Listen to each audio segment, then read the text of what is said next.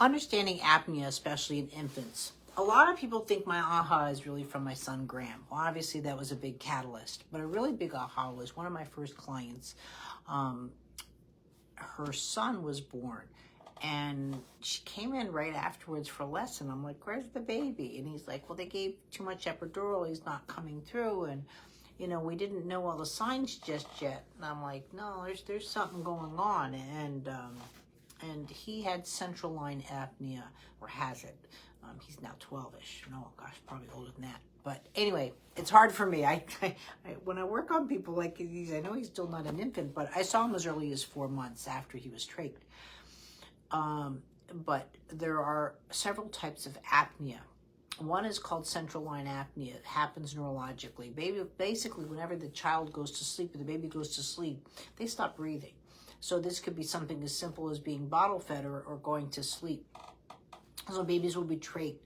There are some potentials where they put in the wiring to wire the lungs so even though that there's sleep, but it requires brain surgery. And the child is vented on that.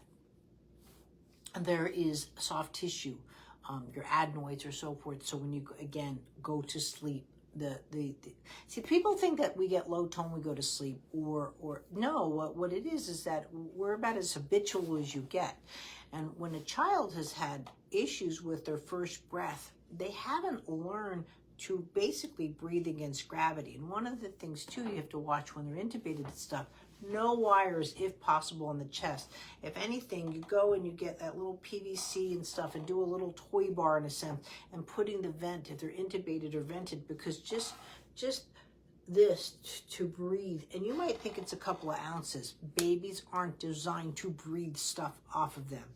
Leads, all of that. When you're dealing with a compromised system, it is compromised and you have to work around it. So some of that could just be that they were doing some EKG leads, whichever, and this, or an IV, PIC line, this, that, and the other. And it comes into play and can be an issue.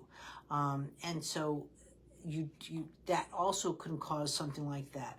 So the breathing course is really important, especially when you're dealing in a hospital setting, because you want to make that as non-habitual but as successful as possible. It's a simple little course, and that's why you're seeing that, wow, we've had some great days. Another way of having apnea is just, again, the esophagus is just not there and it can collapse. You start to see that with people, especially when they have weight involved. I know we're talking about babies, but again, cannulation, this, that, and the other, and I don't mean to be disrespectful by making the positionings, but it's just enough to collapse the system. And then again, just the weight on the chest.